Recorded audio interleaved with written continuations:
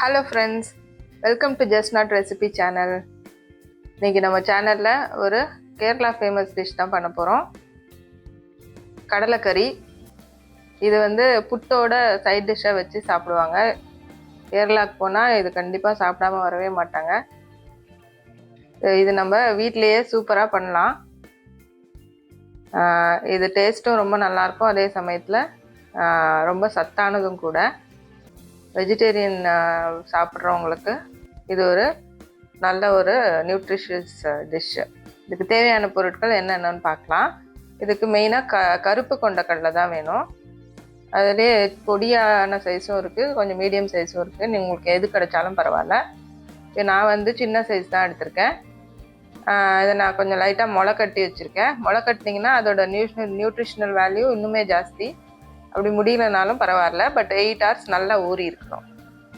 அப்புறம் ஒரு பெரிய சைஸ் வெங்காயம் பொடியாக நறுக்கிக்கணும். தக்காளியும் ஒரு 2 தக்காளி மீடியம் சைஸ் நல்லா பொடியாக நறுக்கி வச்சுருக்கேன்.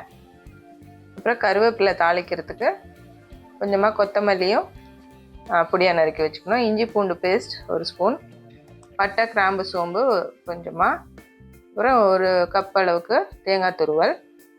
நீங்கள் தேங்காய் பீசஸாக இருந்தாலும் ஒரு அரை மூடி அளவுக்கு எடுத்துக்கலாம். இது லாஸ்ட்டில் அரைச்சி ஊற்ற போகிறோம். இப்போது கொண்டக்கடலையை நல்லா வேக வச்சு எடுத்துக்கணும்.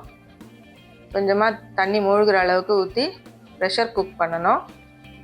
இது ஒரு 4-5 விசில் விட்டால் போகிறோம், நல்லா வெந்துடும். நல்லா சாஃப்டாக வேகணும், அப்போ தான் நல்லா டேஸ்டியாக இருக்கும். இப்போ பாருங்கள், கொண்டக்கடலை நல்லா வெந்துருச்சு. இதை திறந்து பார்க்கலாம். இதை கையில் எடுத்து ஒரு நசுக்கி பார்த்தீங்கன்னா நல்லா மாவாட்டம் சாஃப்டாக நல்லா வெந்திருக்கணும். அப்படி இல்லைன்னா நீங்கள் திரும்பவும் மூடி போட்டு இன்னும் 2 விசில் வச்சு நல்லா வேக வச்சு எடுத்துக்கோங்க. அப்போ தான் இந்த டிஷ் ரொம்ப நல்லாயிருக்கும். இப்போ இதில் ஒரு 1.5 கரண்டி அளவுக்கு எடுத்து ஆற வச்சுக்கலாம் மிக்சியில். இதை நம்ம தேங்காய் எடுத்து வச்சுருந்தோம் இல்லையா, அதோடு சேர்த்து நைஸாக அரைச்சிக்க போகிறோம். இப்போ அந்த பேனில் இருக்கிறத இன்னொரு பாத்திரத்துக்கு ட்ரான்ஸ்ஃபர் பண்ணிவிட்டு அதை ஹீட் பண்ணி ஒரு 2-3 ஸ்பூன் ஆயில் விட்டுக்கலாம். நிறைய எண்ணெய் விட்டுறாதீங்க, கொஞ்சமாக விட்டால் போகிறோம். இதில் தாளிக்கிறதுக்கு பட்டை கிராம்பு சோம்பு போட்டுக்கலாம். இது நல்லா பொரிஞ்சு படபடன்னு வெடியும். அப்போ இந்த வெங்காயத்தை ஆட் பண்ணிக்கலாம். நம்ம கட் பண்ணி வச்சுருந்த வெங்காயம் கருவேப்பிலை 2த்தையும் ஆட் பண்ணிவிட்டு வதக்கி விட்டுக்கலாம். இது லைட்டாக வதங்கின உடனே நம்ம இஞ்சி பூண்டு பேஸ்ட் ஆட் பண்ணிக்கலாம்.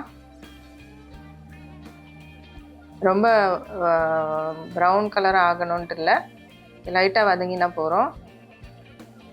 இப்போ நம்ம எடுத்து வச்சுருக்கிற இஞ்சி பூண்டு பேஸ்ட்டு போட்டுக்கலாம். இஞ்சி பூண்டு பேஸ்ட்டு ரொம்ப சின்ன ஸ்பூனில் கொஞ்சமாக தான் போடணும். நிறையெல்லாம் குருமாக்கெலாம் போடுற மாதிரிலாம் போடக்கூடாது. லைட்டாக போட்டாலே இந்த டிஷ்க்கு ரொம்ப நல்லாயிருக்கும்.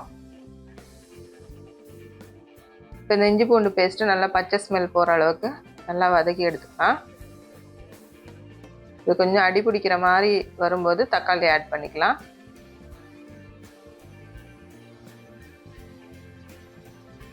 பாருங்க, இது நல்லா வதங்கிருச்சு. இப்போ நம்ம கட் பண்ணி வச்சுருந்த தக்காளி ஆட் பண்ணிக்கலாம்.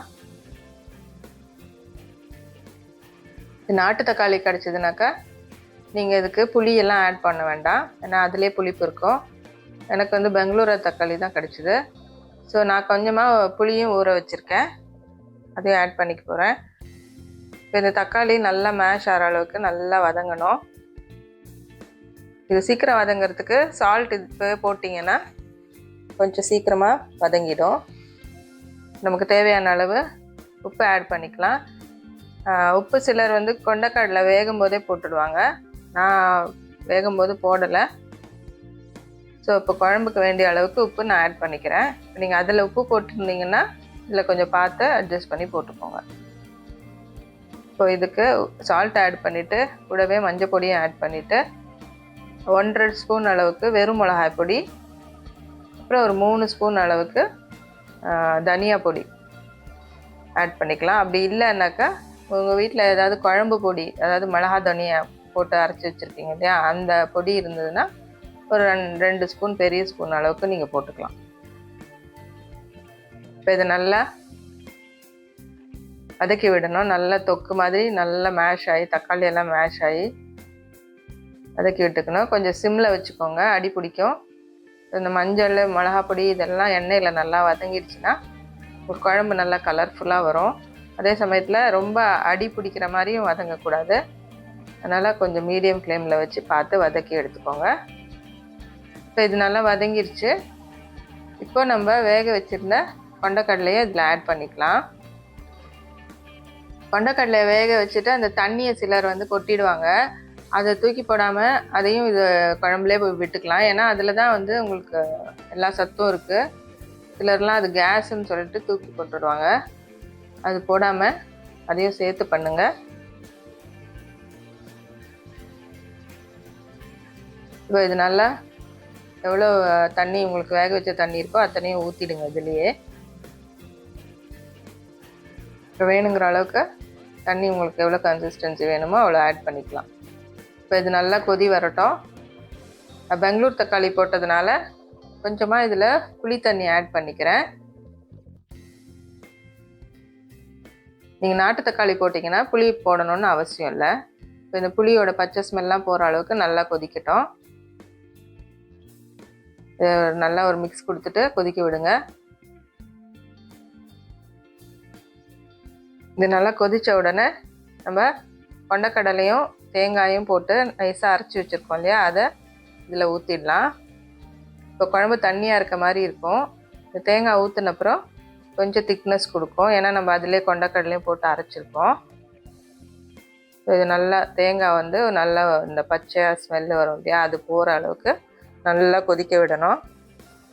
கொதிச்சப்புறம் நம்ம கொத்தமல்லி போட்டு இறக்கிடலாம். அவ்வளோதான், நம்மளோட கடலைக்கறி ரெடி. இப்போ இது புட்டுக்கு தான் சாப்பிட்ணுன்ட்டு இல்லை, சப்பாத்தி, பூரி, ரைஸ்க்கு, வெரைட்டி ரைஸ்க்கெலாம் கூட ரொம்பவே நல்லாயிருக்கும். கண்டிப்பாக இதை வீட்டில் செஞ்சு பாருங்கள். இது ரொம்பவே சத்தான ஒரு டிஷ். இதை செஞ்சு பார்த்துட்டு உங்கள் கமெண்ட்ஸ் எனக்கு சொல்லுங்கள். முடிஞ்ச அளவுக்கு இந்த வீடியோவை ஷேர் பண்ணுங்கள். இந்த சேனலுக்கு சப்ஸ்கிரைப் பண்ணுங்கள். நான் மீண்டும் இதே மாதிரி நிறைய ஒரு சத்தான டிஷ்ஷஸ்லாம் ரெசிபீஸ் கொடுக்க ட்ரை பண்ணுறேன். தேங்க்ஸ் ஃபார் வாட்சிங். Happy cooking.